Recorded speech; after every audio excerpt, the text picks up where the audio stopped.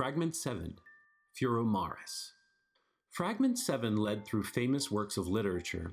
Sullivan's third journal began to display an intricate triptych of pages talking about his feelings about his life and the lengths he went to protect his young daughter Deirdre.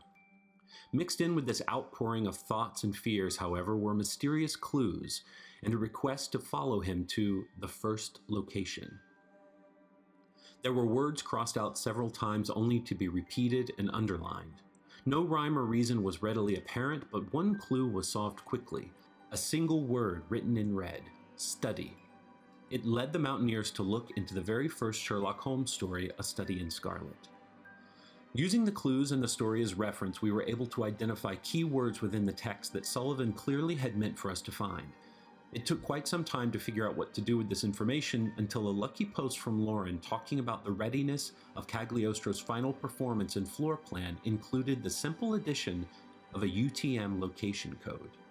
When we took the Study in Scarlet word counts we discovered and used them in this format, the first clue led to Gansu, China. More text from Sullivan started coming rapidly, with more to his story and more clues underneath, as he talked about how he longed for one day his daughter to see the truth, even while he sought to hide it from her. He left us more stepping stones along our path. The Call of the Wild led us to Brierley, England. The Red Badge of Courage found us in Moor, Hungary, and Love and Friendship by Jane Austen led us to Lye, France. While we pondered what to do with this information, one of our members had the brainstorm that these locations were not stops on an itinerary, but segments of a whole: Moor, Gansu, Lye, Brierley. These locations were hints at a place not unknown to mountaineer history: the Morgan Library. Clearly, that was the location Sullivan had hid the spell he used to hide Deirdre from the world and the means to free her from the prison he built. Lauren had not been idle this time.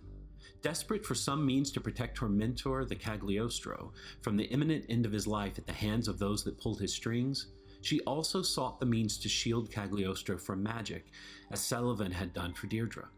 Seeking the spell for her own reasons, she quickly also came to the conclusion it rested at the Morgan Library, which turned out was an ideal spot to hide magic, as it inherently interfered with the abilities of practitioners. On a cold Tuesday morning, both Lauren and our friend Cole Sumner arrived at the Morgan Library to check out a very special book.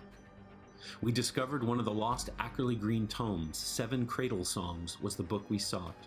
Cole, with our help, and Lauren, aided by magic and her mentor from afar, came upon the book at nearly the same time. When Cole valiantly broke the book out of its locked cage, Lauren used her magic to steal the book and create a diversion by setting the library on illusory fire to make her get away. Defeated, the mountaineers worried about Cole, but not only had he come through unscathed, he had also managed to find a note, handwritten from Sullivan to Deirdre in the book. He managed to keep hold of it in the chaos, and within it was Sullivan's instructions for how to break Deirdre's spell and our 7th fragment, the word Furomaris.